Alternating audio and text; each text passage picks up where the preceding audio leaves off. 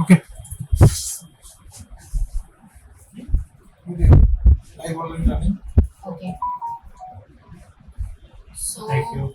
hi everyone, and thank you so much for making time for us. I know it's a Saturday and most of you had work or something.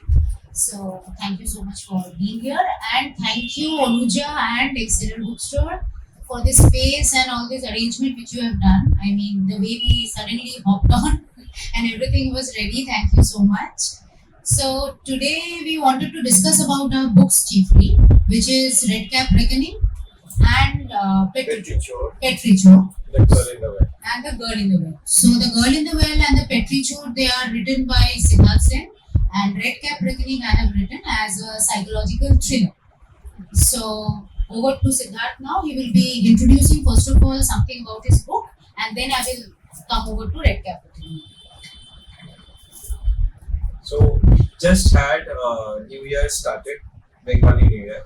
So now also to all, it is still going on, so I can continue to say that. Thank you so much. I call her Rani actually, and coming here means a lot to me because you are coming from Mumbai, and you as well coming here makes a lot of difference here. I am Dr. Siddharth. I was in corporate earlier, and now I have shifted my complete career to writing journey. I am an author. And after becoming an author, my first novel was a children novel, Adventurous Sammy.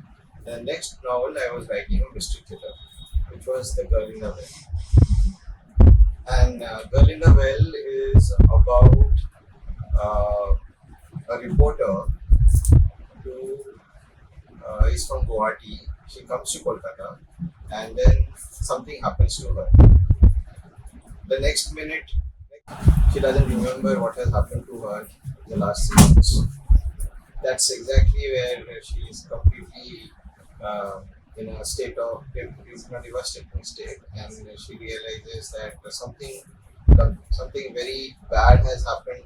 Certainly, because she's sitting with a beggar, and she's in Chinatown here in Kolkata, and nothing is making sense to her.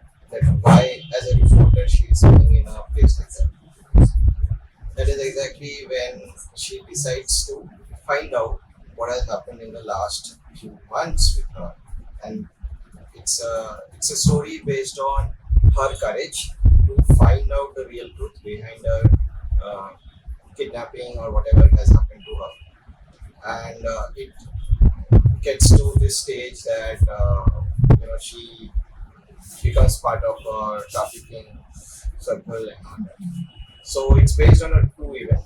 The true event, the reporter was a friend of mine, and it's based on that incident which I have kind of fictionalized now. And the other novel is Petrichor. Petrichor is my collection of stories from my childhood when I was like 9 years old to when I became a engineer, and how I grew up. I roamed around a lot of places, and then I was collecting a lot of information, a lot of stories from all of the places I visited, and then how I became a monk from there, and then I became an author from there. So That's kind of yeah, it's a journey of my self-discovery, of finding myself through nature. So the name Petrichor is about, if you would know that when the first drop of rain falls on earth, the scent which comes, it's called Petrichor. Yes. Yeah. So that smell is so intoxicating. It is also very profound, and it gives a sense of, for us humans, that we are still part of nature. That is the story all about, how I understand myself better and all that. So that is what we are going to discuss today. And then I am going to talk about my her, she is a co-author for one of my poetry books, and that's how I know Pallabi Ghoshal. She is a brilliant author. She is already part of my co-author anthology, and then she has written two novels already, and this was the third novel which she wrote. And then now I came to know that she's writing the fourth one. And I will not reveal about that. But what we are going to talk about is Red Cap Reckoning and how mysterious this book is. I have read a part of it, and after that I couldn't proceed because Is it that bad?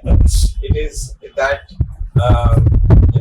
it takes away some part of you basically. And that's how I want to know more about this book when she talks about it today. So one question which I have for Pallavi, that for Pallavi to even think about a character like Ruma is a main protagonist of this book. What went through you to get to that character, or how did you even think about a character like Ruma?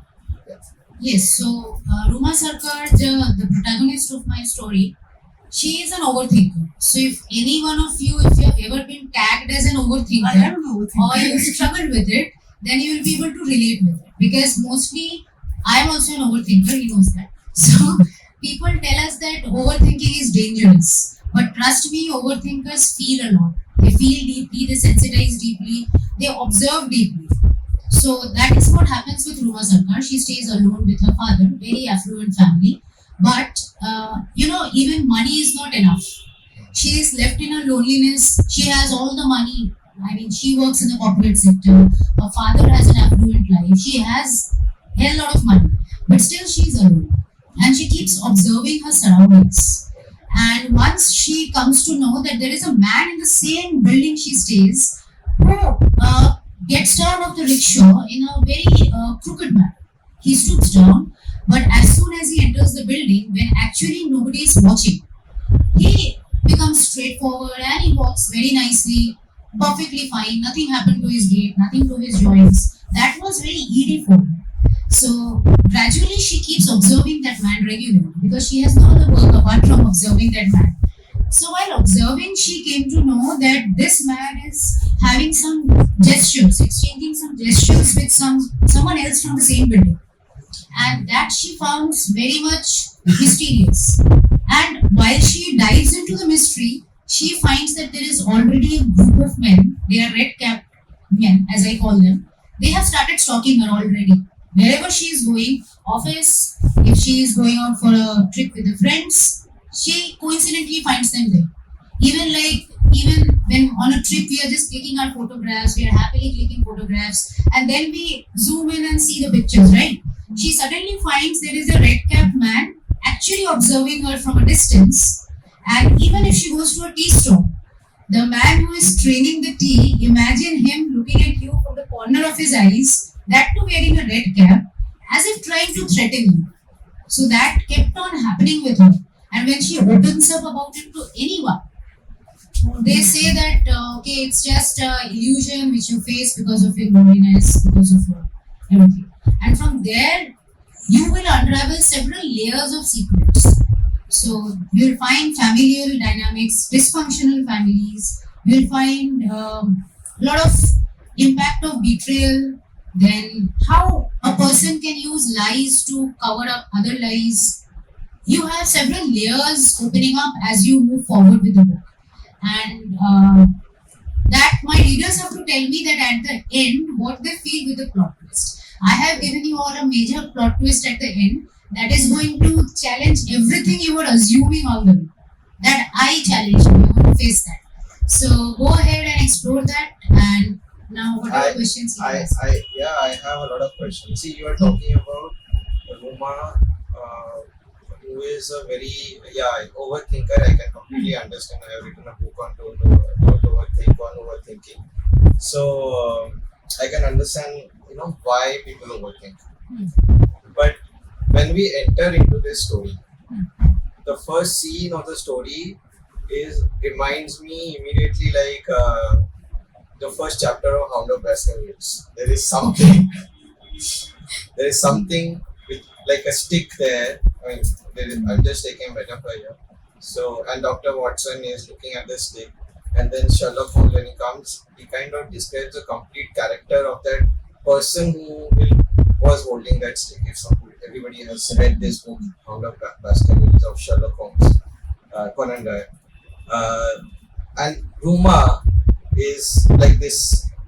There is a window, and from there she is looking at this person with a red cap, and red cap is a later part, but when she's is watching, she is scrutinizing the whole character of this person, and then she is coming to a conclusion about the person in her mind. Yeah.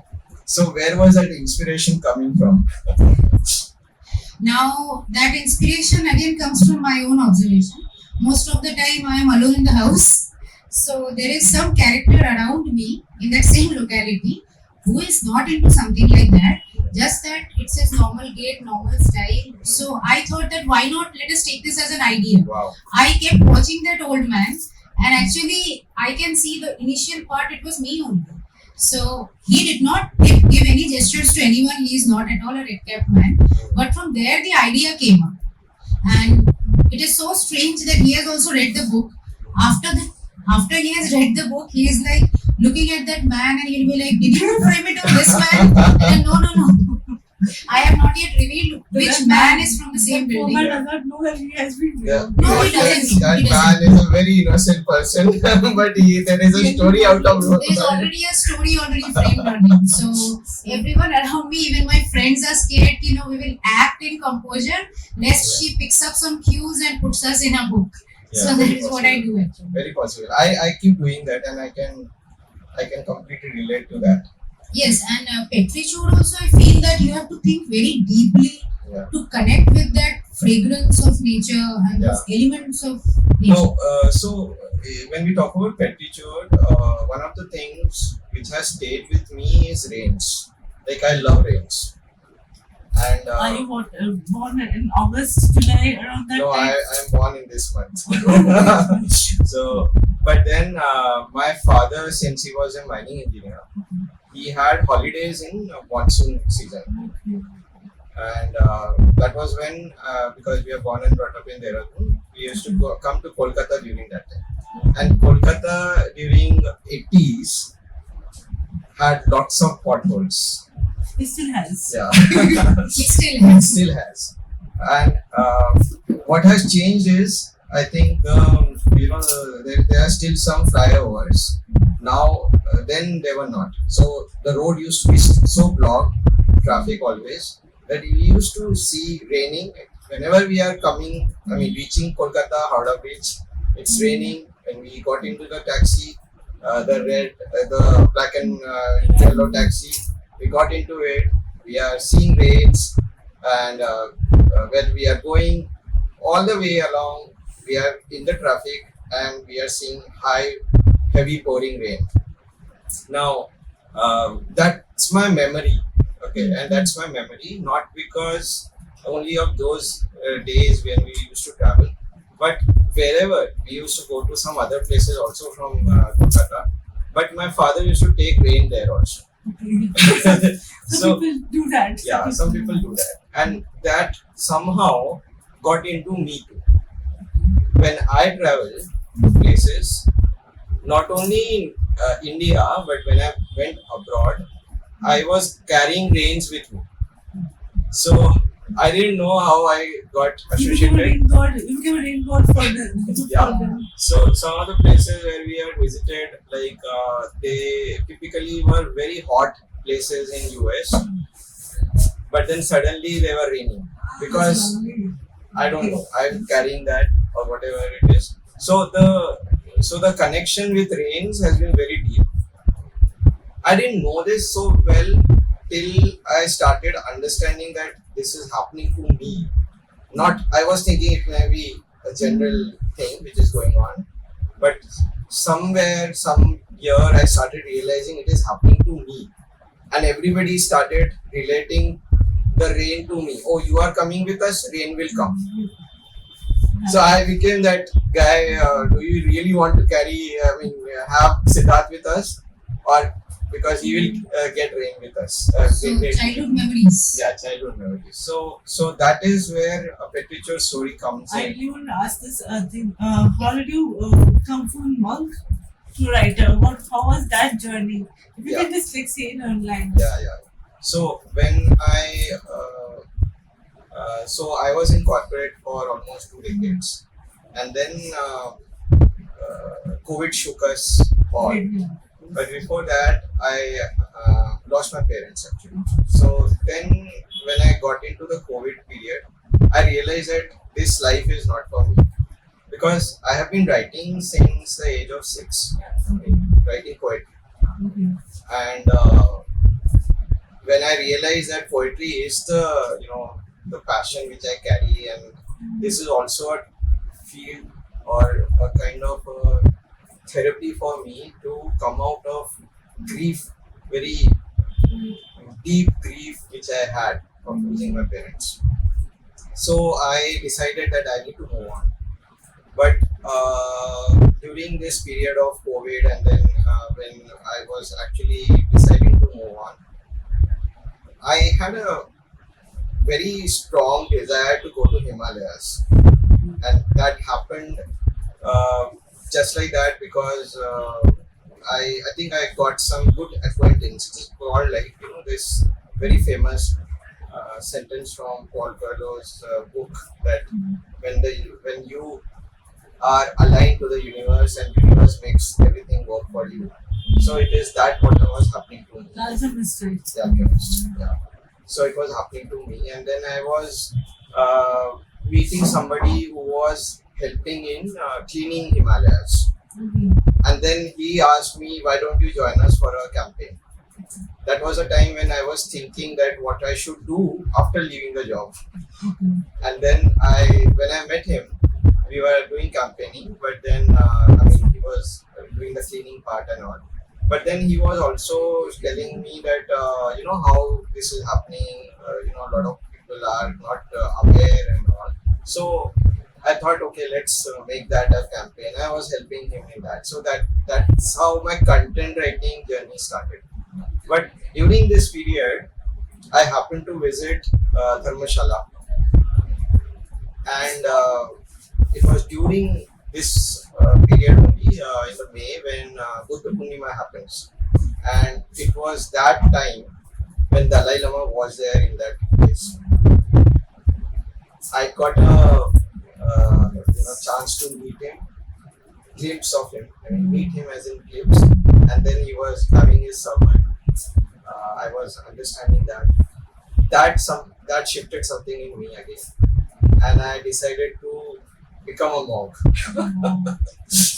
And I stayed in Dharmashala for a month. I was actually going through a lot of their sessions and all that for becoming a monk. But then somebody told me, Buddhist monk only told me that, "What are you planning to do as a monk?" I don't know. I just want to become a monk. So he said, "No, you should not like that, because if you are becoming a monk, you have to have a purpose. And what is your purpose?" So that is where I think there were a lot of sessions which I had to go through. To deep down in me, I had to find out what was the purpose I am living for, and that gave me the idea that, okay, maybe monk is not really what I want to become. I want to become somebody who can help people or can serve people and all that.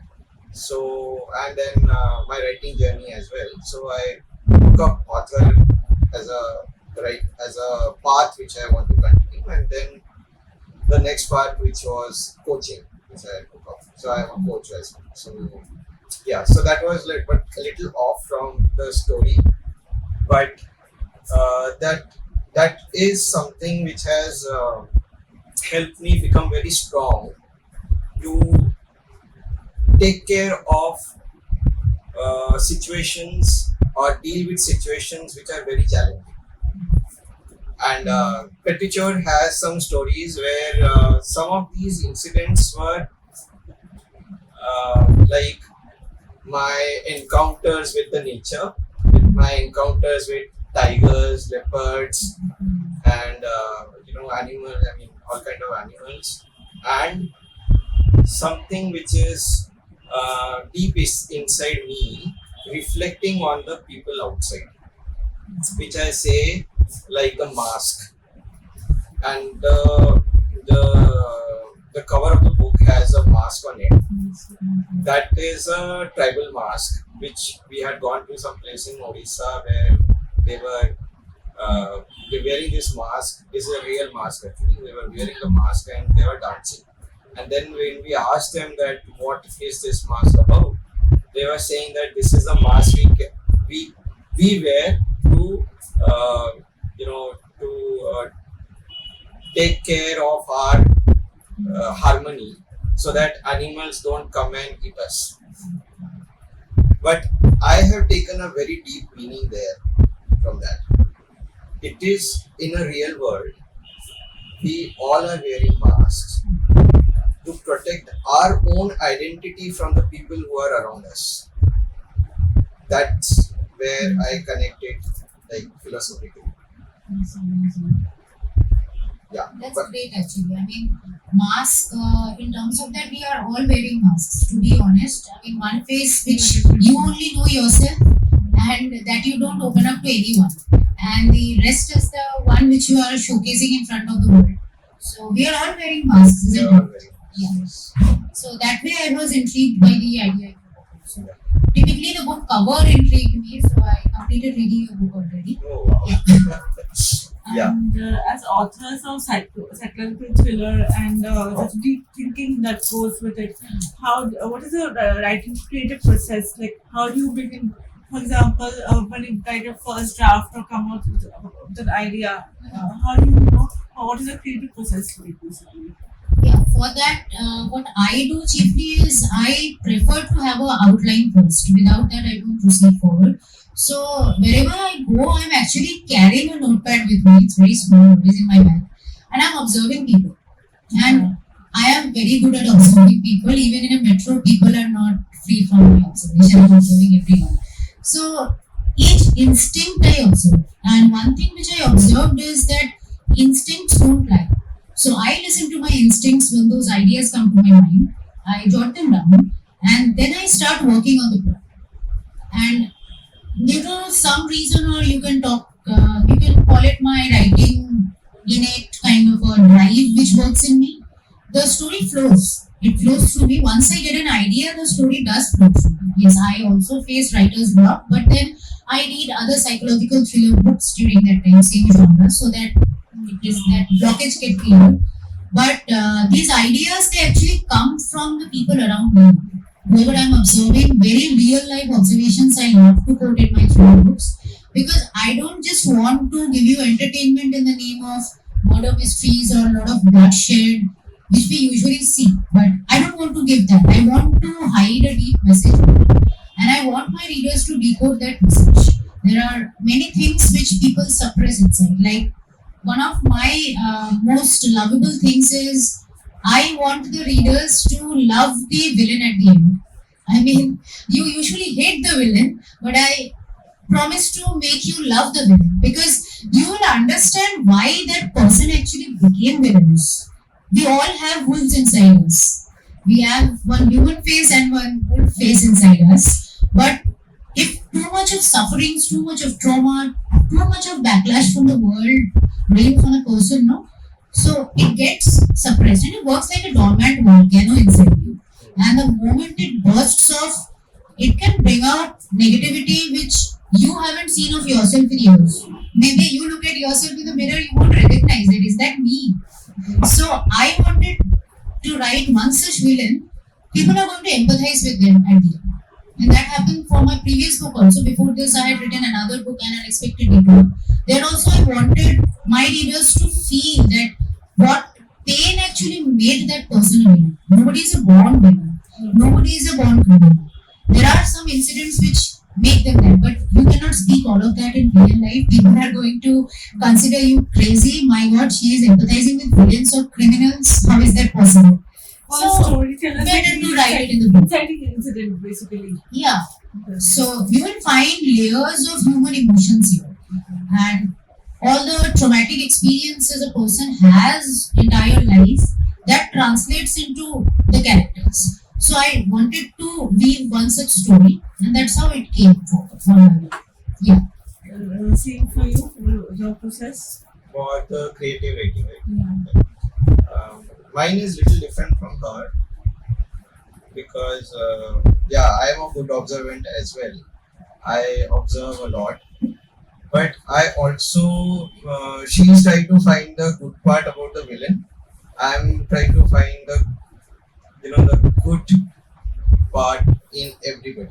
Like basically, uh, everybody cares for love at some point of time, right?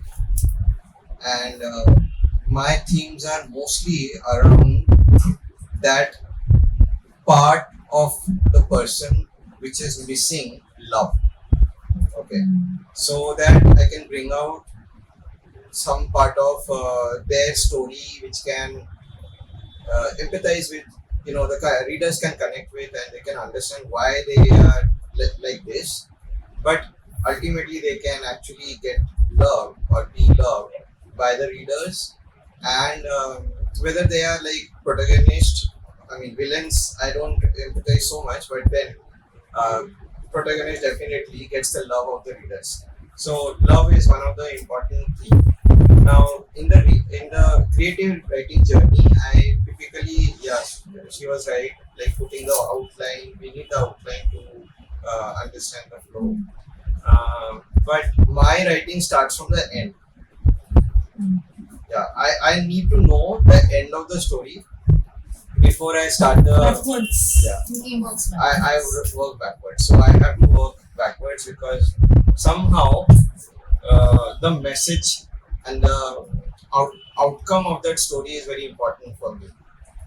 And that should be so positive that even though there is a lot of negative things or mystery, murder, whatever is going on, there has to be, like in Girl in the Well, I can tell when I was writing about it, because it is based on a real event.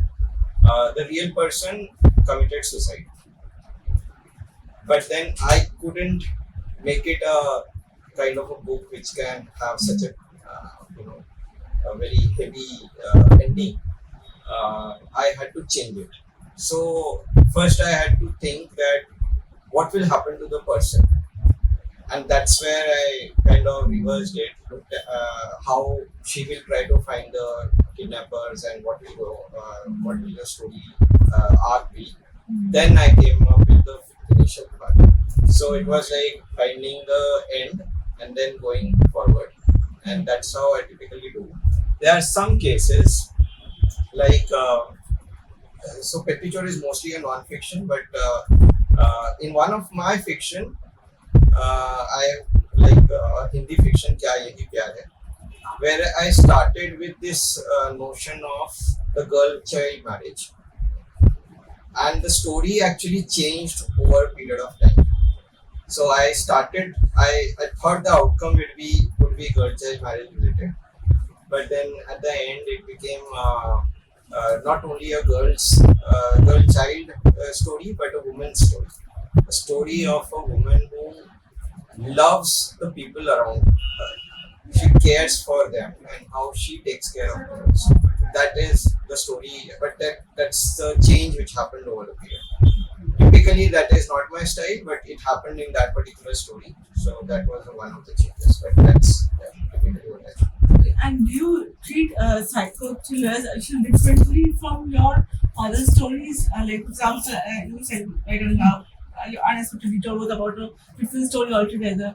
And I kept recommending this a completely different story. So, psychological thriller, you treat it differently from other books, like when you are writing the plot and stuff.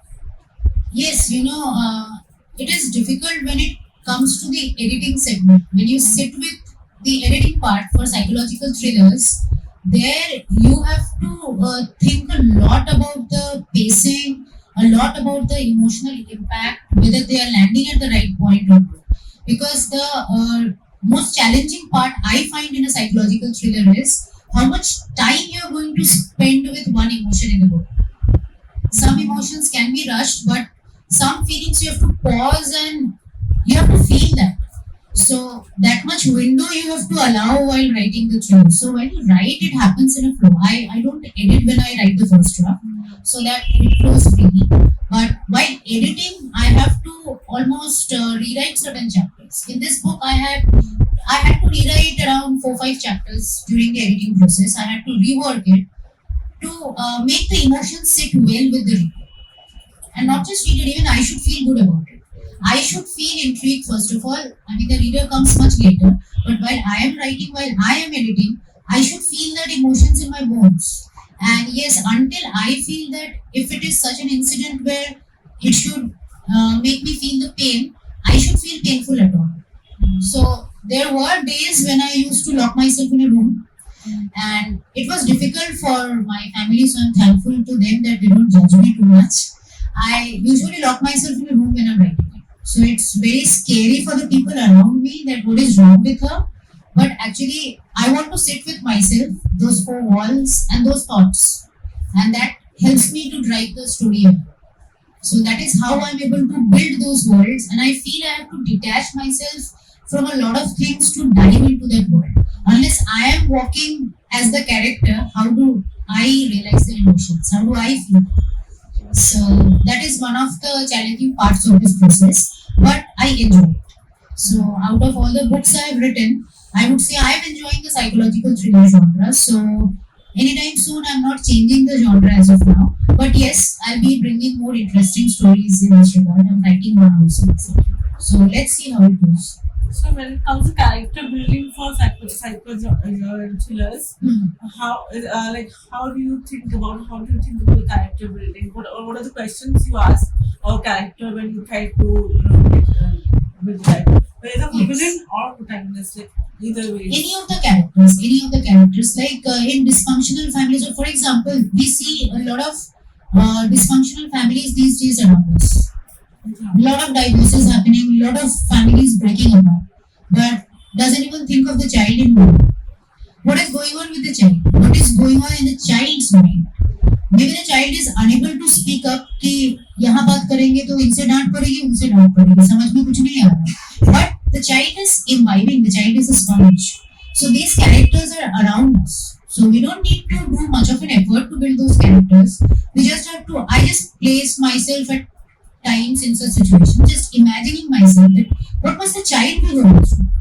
And if that child grows up, will the child be able to normally mix up with the people around? Will they be able to live that life normally, or will they, recluse back in a shell or something? So that is how I build those characters. So I think in your book, Redcap Reckoning, you are also having two characters who are changing their thought process over a period of time. yes, and our thought process also changes. Every time, like, you don't stick to one thought process for 5 years. 5 years back, what you used to think, you don't think that same way now. So, two human beings, we easily trust people around us. But again, you might trust your best friend, but you don't know what intention they're having around. Because intention and behavior both are different. Our behavior, our intention are not the same. Behavior is external, and intent is completely residing within you. Nobody knows what is your real intent. So that is again a part of it. So is it like when you are writing the plot, so you kind of layer it only because you want to give a twist, or you genuinely feel that these twists are required as part of the story? Yes, I love the twist first of all, but most importantly, the multidimensional part. Are we all single dimensional? I mean, No. you don't need to reveal that, but you know it within yourself that none of us are single dimensional. Depends on the situation of people we meet. So Depends on the situation. So we can't make the characters in the book single dimensional. I mean, it will look very much crafted. So that's one of my hobbies, to cast the characters as multidimensional. So that helps me in throwing light on all the phases of our lives. That is interesting because I feel, character wise, there is something which is core, which doesn't change over a period of time. let's say let's take an example of loyalty or things like um, you know hard work or belief in that we will be doing something for we're taking effort for something, it will give us results. So things like there are certain core attributes, values which exist in people and they don't change over a period of time. What you are talking about is more from a maybe situational changes which are happening over a period of time and they are influencing us that and questioning our core values. And that is, I think I am seeing that in this book also, that there is somewhere where there was a level of trust, and then that trust, how that trust is like changing. It's, I will not say broken, but changing over period of time, which you are saying betrayal, but betrayal not completely, but it is more like